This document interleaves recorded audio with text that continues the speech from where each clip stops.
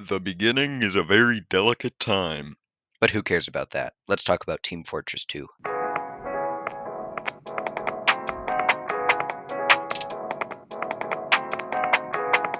Valve is awesome. They've made more great games than most modern game companies I can think of. The Half-Life series made environmental storytelling and complex physics engines a mainstay, while Portal was also a fun game. They also made Counter-Strike, Day of Defeat, and Left 4 Dead, all great games. Back when they were still starting off, they made Team Fortress Classic. Team Fortress began as a mod for Quake. The Quake engine was later modified for Half-Life, and after the release of Half-Life, Valve hired the developers of Team Fortress to remake it for the Gold Source engine, or the Half-Life engine. It turned out pretty well, and the team got ready to make a sequel. So they got started, and they got started again, then they got started one final time. They decided to abandon the realistic art style they were aiming for a more cartoony style. The game was finally released in 2007 after being in production for 8 years. Most people seem to enjoy it, so let's see if it's really that good. Alright, we're kicked onto this little menu, and now we pick a game mode. There's attack defense, where teams take turns trying to capture the points, capture the flag, where you play capture the flag, capture points, where you race the other team to capture all the points, king of the hill, where your team tries to stay on the point longer than the other team, and payload, where you try to push a cart into a big pit while the other team tries to stop you. You select the game modes you want to play, then you wait. Once you've joined a match, you get to choose a class. There are 3 offense classes, 3 defense classes, and 3 support classes. First, there's the Scout. He's fast, has a scattergun, pistol, and a bat. He doesn't have a lot of health, but he can double jump. Then there's Soldier, who has a rocket launcher, shotgun, and a shovel. He's slow. Then Pyro, who has a flamethrower, shotgun, and an axe. He has a mask. On to defense! The Demo Man has a grenade launcher, a sticky bomb launcher, and a bottle. He's black. Then we have Heavy Weapons Guy, who has a minigun, a shotgun, and his fists. He's very slow. Then there's the Engineer, who has a shotgun, pistol, wrench, construction PDA, and destruction PDA. He can make sentry guns, dispensers, and teleporters with the construction PDA. Each of these can be upgraded with the wrench. He also has a helmet. On to support! The Medic is German. He has a syringe gun, a medigun, and a bone saw. He can heal teammates with the medigun, and as he uses it, it charges the Uber Charge, which can make the healer and the healed invincible for a while. Next is Sniper, who has a sniper rifle, an SMG, and a kukri knife. He has a hat.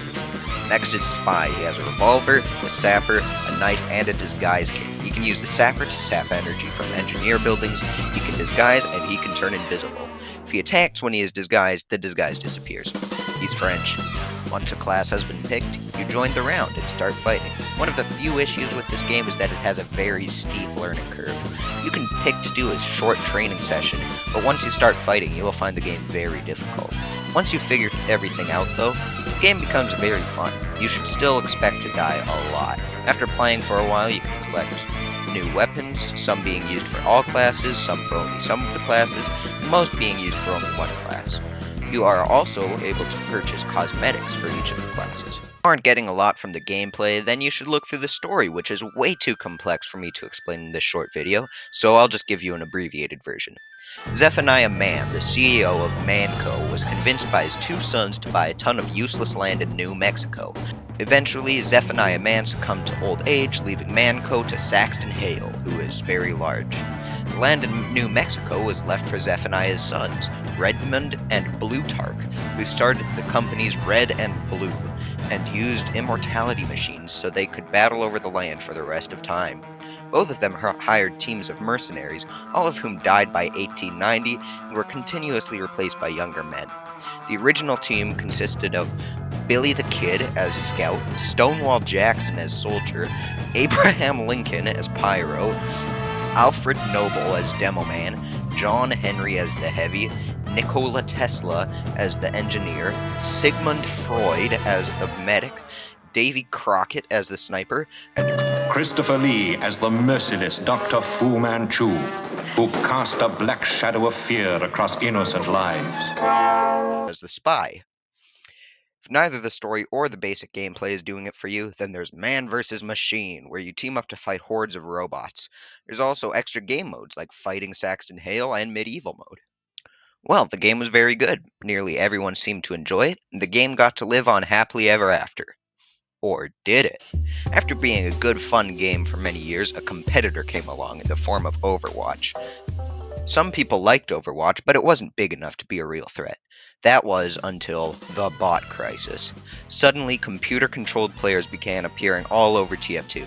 They made the game practically unplayable for months. One theory was that the Overwatch team made the bots to make Overwatch look better by comparison. Overwatch still doesn't look that good.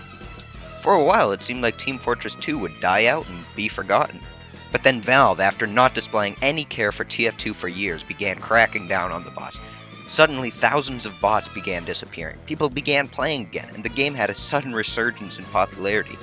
The game had been released more than 15 years before, and it still had players. This was truly a moment that would be remembered just as much as the fact that Fu Manchu was the spy all along.